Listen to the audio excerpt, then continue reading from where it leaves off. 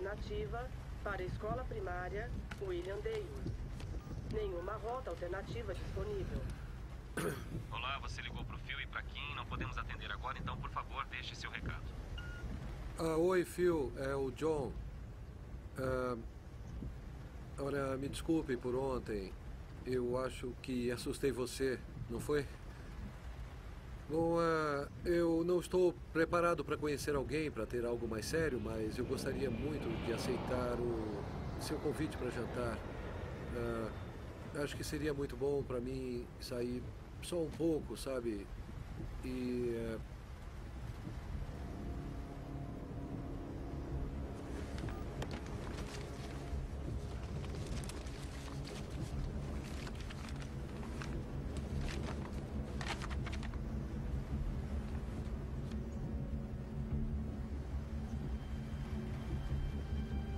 Os números sem círculos são os locais. Este local.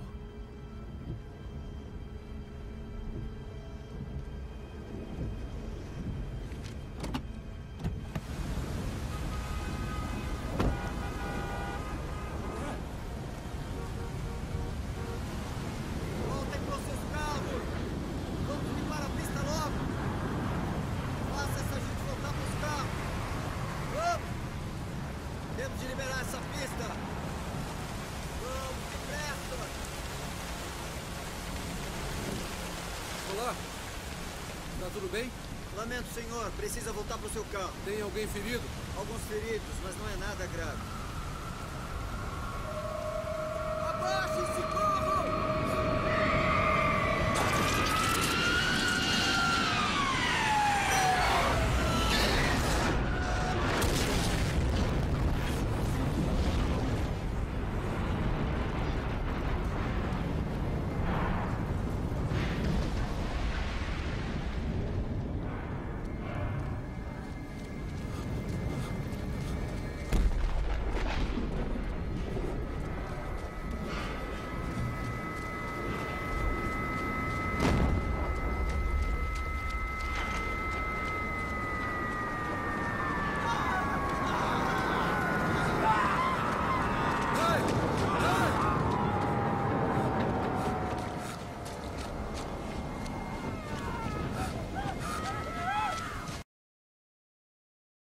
Há bilhões de anos atrás, havia um enorme planeta entre Júpiter e Saturno chamado Tiamat.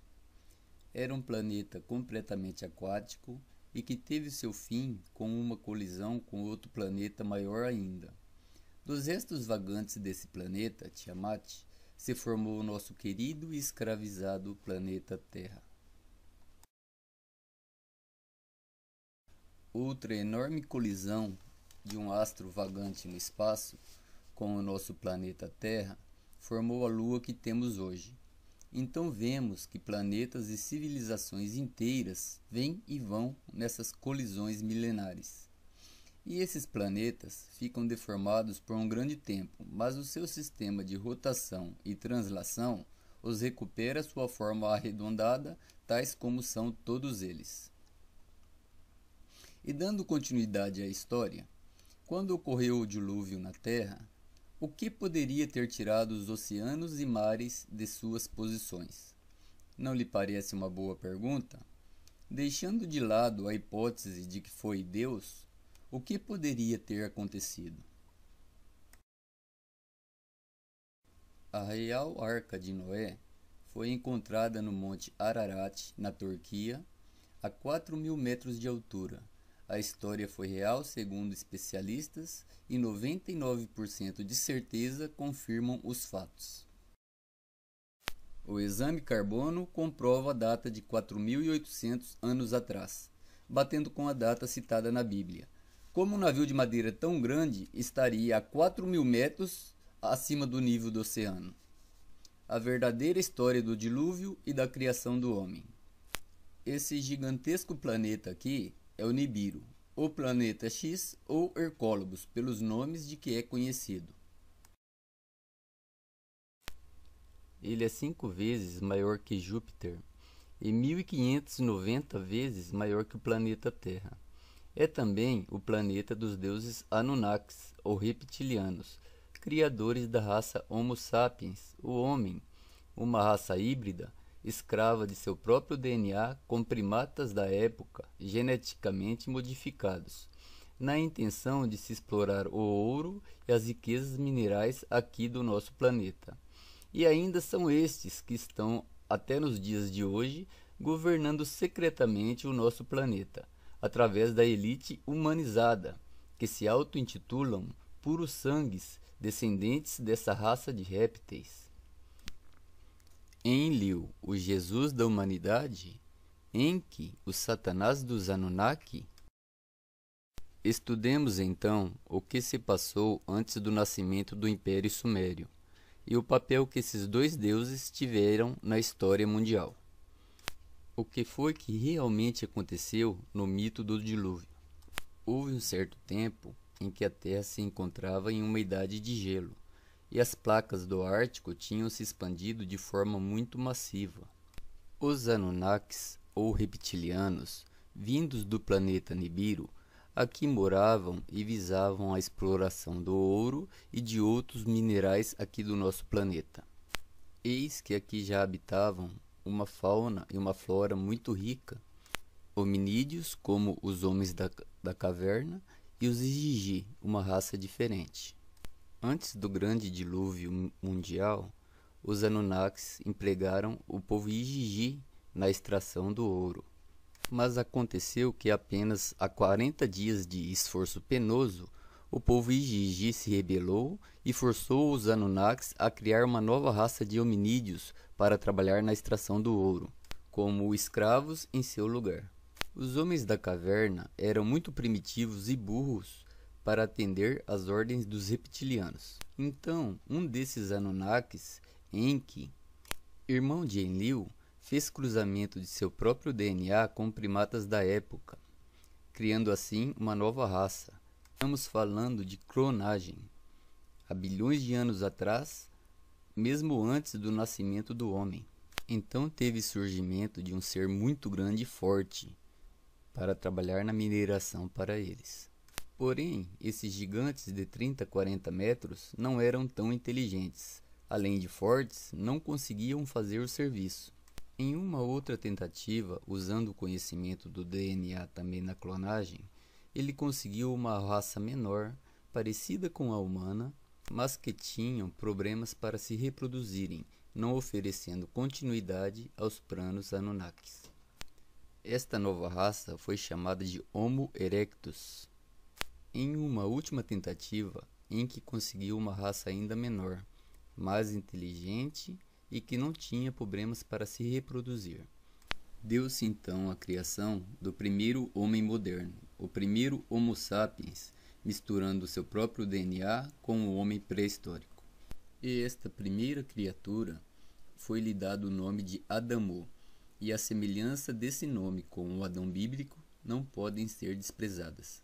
O paralelo que muitos estabelecem entre os mitos sumérios e bíblicos e hebraicos da criação do homem convida-nos a pensar que os primeiros seres criados pelos Anunnakis, os místicos Adão e Eva do Gênesis, foram então, pois sim, os primeiros seres humanos criados.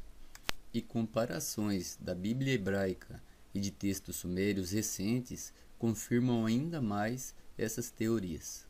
Revoltado pela maneira que Enlil e sua raça exploravam essa nova raça de humanos, Enki, seu criador, entra no Éden, de onde Adão e Eva e seus descendentes moravam e trabalhavam e eram escravos.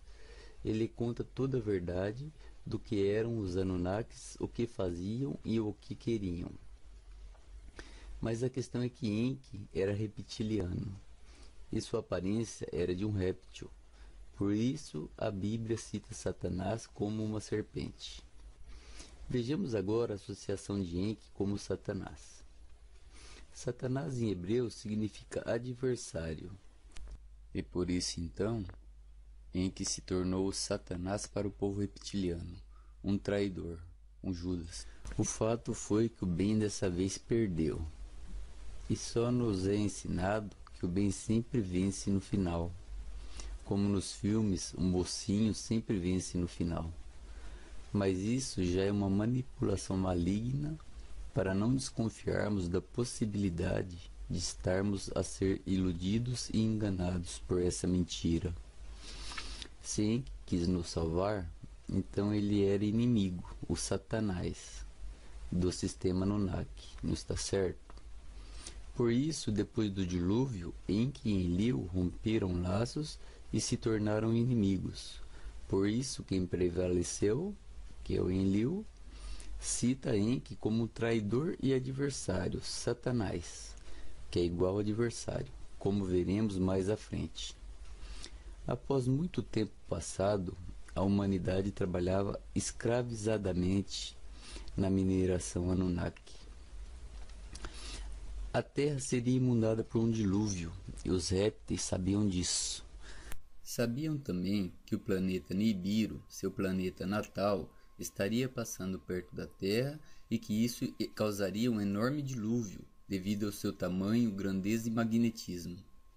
Eles simplesmente poderiam montar em suas naves e voltar para o seu planeta. Mas o que aconteceria com os seres humanos da época? Houve então uma reunião entre os deuses Anunnakis e realizaram uma votação. E no final decidiram que nada fariam para salvar os humanos. Quando viesse essa inundação, o dilúvio, deixariam-se os homens por conta da própria sorte. Isso aborreceu muito a Enki. Por isso ele adverte o seu filho Zilsudra, que é o Noé bíblico, da inundação iminente e lhe dá instruções para que construísse uma arca e que nela levasse sua família e amigos e os animais que pudesse transportar na arca. Séculos após o dilúvio, já havia uma grande população de humanos puros e híbridos descendentes do filho de Enki. Eles retornaram e Enki, se opondo a seu irmão Enlil, criou uma grande cidade. Esta surgiu desde o princípio como uma grande civilização. Estava situada na Mesopotâmia, entre os rios Eufrates e o rio Tigre, ou Tigres, onde conhecemos hoje por Iraque. Os Anunnakis de Enlil também criaram uma grande civilização, e com um dardo lançado de uma nave, que é citado na história, pulverizaram Enki e seus descendentes, uma explosão nuclear já naquela época, e nós ainda cremos que essas coisas são descobertas modernas da sociedade atual. Então Enlil e sua cambada criaram o Império Sumério, e toda maldade e desigualdade que prevalece até os dias de hoje. O Império Sumério é citado como o Império das Aeronaves. Em seguida, foi a vez do Império Persa e depois egípcio, que com toda a tecnologia Anunnaki governou e reinou no planeta por mais de 1000 anos. E nas pirâmides egípcias tem pedras pesadíssimas que até hoje não se tem um maquinário atual que poderia movê-las do lugar, tornando-se um grande mistério para muitos pesquisadores céticos de como foram transportadas até ali. Mas como já vimos aqui, a nossa atual tecnologia não está nem perto de alcançar a tecnologia utilizada naquela época pelos Anunnakis. Outros impérios viriam depois dali, mas eles já sabiam como lidar e corromper a raça humana até os dias de hoje. A religião foi... Nessas duas imagens aqui, mesmo que você não soubesse nada de diabo e de Jesus, você ficaria com medo de uma delas, não é? Isso é impressão. É o que se mostra por fora ou aquilo que o autor da imagem quer que você pense. Já o real sentimento dos personagens aqui pode ser bem diferente do que parece. Isso é a essência, que geralmente está oculta da percepção. Só o nome Satanás... I ain't a killer, but don't push me. Revenge is like the sweetest joy next to getting pussy. Picture paragraphs unloaded, wise words being quoted. Beat the weakness in the rap game and sold it. Bow down, pray to God, hoping that he's listening. Seeing niggas coming for me, my diamonds when they glisten. Now pay attention, best be easy. father, I'm a ghost. These killing fields, Hail Mary. If I go, let's go deep inside the solitary mind of a madman. Screams in the